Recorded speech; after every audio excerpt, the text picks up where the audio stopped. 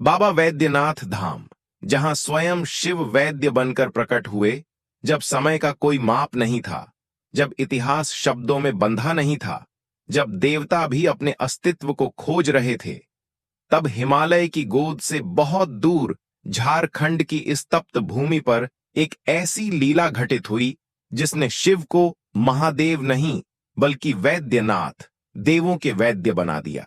कहा जाता है यह वह स्थान है जहां शिव ने स्वयं अपने शरीर को रोगी के समान अर्पित किया और जहां मृत्यु भी सिर झुकाकर प्रवेश करती है।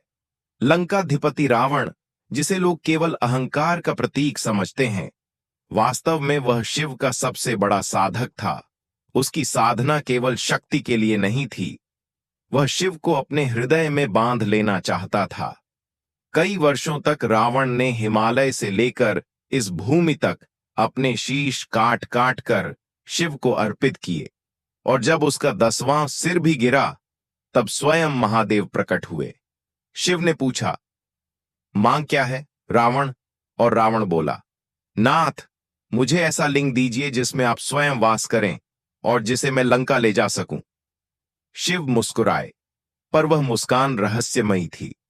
महादेव ने कहा, ठीक है, मैं तुम्हें अपना आत्मलिंग देता हूं, पर शर्त है, जब तक तुम इसे भूमि पर नहीं रखोगे तब तक यह तुम्हारे साथ रहेगा। जिस क्षण यह धरती को छुएगा वहीं मेरा स्थायी वास होगा। रावण प्रसन्न होकर चल पड़ा, पर स्वर्ग कांप उठा, क्योंकि यदि शिव लंका चले गए तो यह पृथ्वी शक्तिहीन हो जाएगी। तब देवताओं ने विष्णु से प्रार्थना की। विष्णु ने एक चरवाहे का रूप लिया, रावण को मार्ग में रोककर माया रची।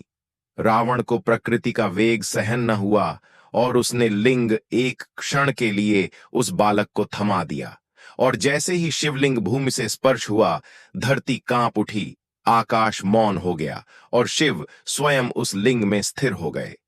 रावण चीखा, पर बहुत देर हो चुकी थी और यही स्थान बना वैद्यनाथ धाम।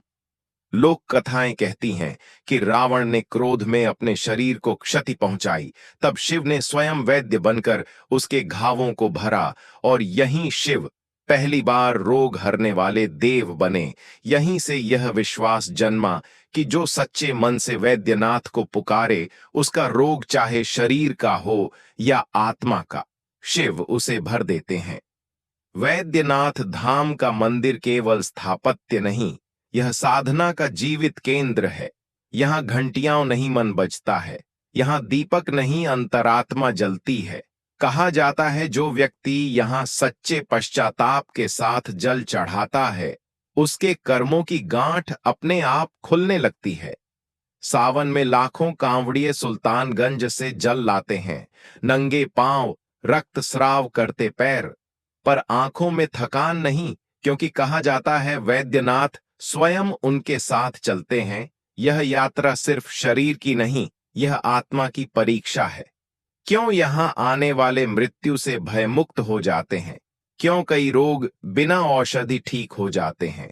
क्यों ध्यान करते समय लोग किसी अदृश्य उपस्थिति को महसूस करते हैं?